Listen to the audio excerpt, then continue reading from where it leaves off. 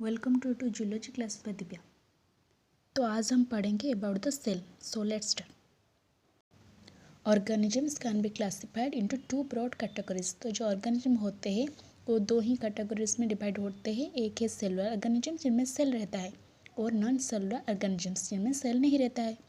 Both prokaryotes and eukaryotes are cellular organisms. And कौन रहता है सेलुलर ऑर्गेनिजम्स में? प्रोकैरियोट्स और यूकैरियोट्स दोनों रहते हैं। तो प्रोकैरियोट्स कौन है? जो बैक्टीरिया एंड आर्कीबैक्टीरिया, इनको प्रोकैरियोट में लिया जाता है। और यूकैरियोट्स जो है इंक्लूड करते हैं protist, plants, animals and fungi.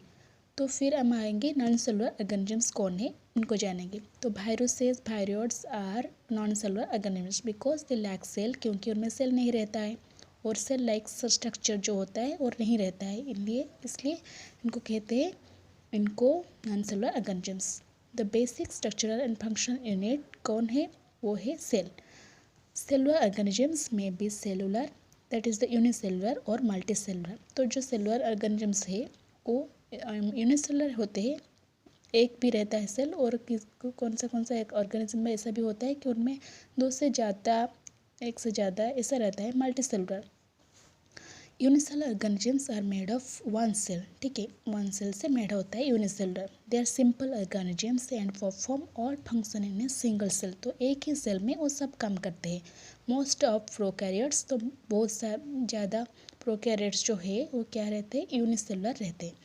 Multi cellular organisms are made from more than one cell. तो ज़्यादा रहता है, वन से ज़्यादा।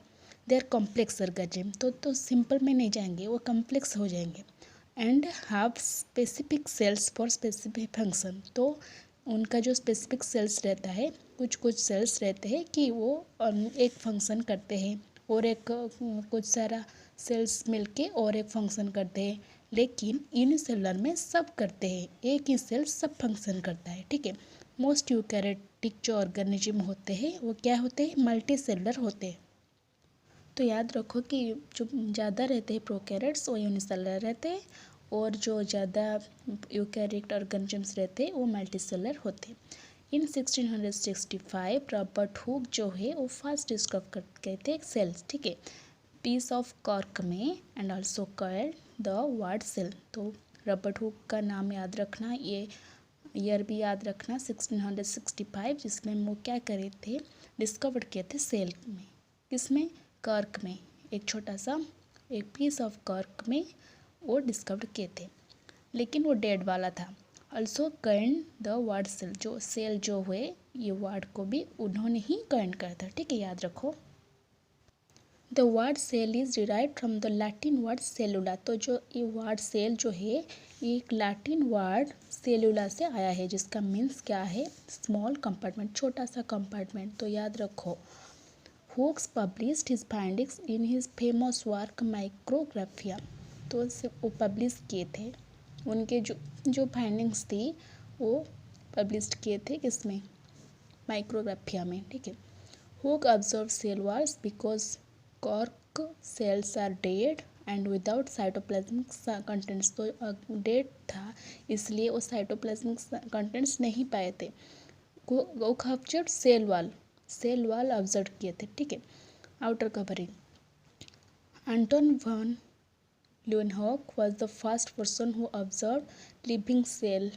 तो ये जो है एंटोन वॉन ल्यूनहॉक जो है वो क्या कि फर्स्ट पर्सन है जो कि लिविंग सेल को ऑब्जर्व किए थे अंडर ए माइक्रोस्कोप, जिसका microscope, and named them animalcules, meaning little animals.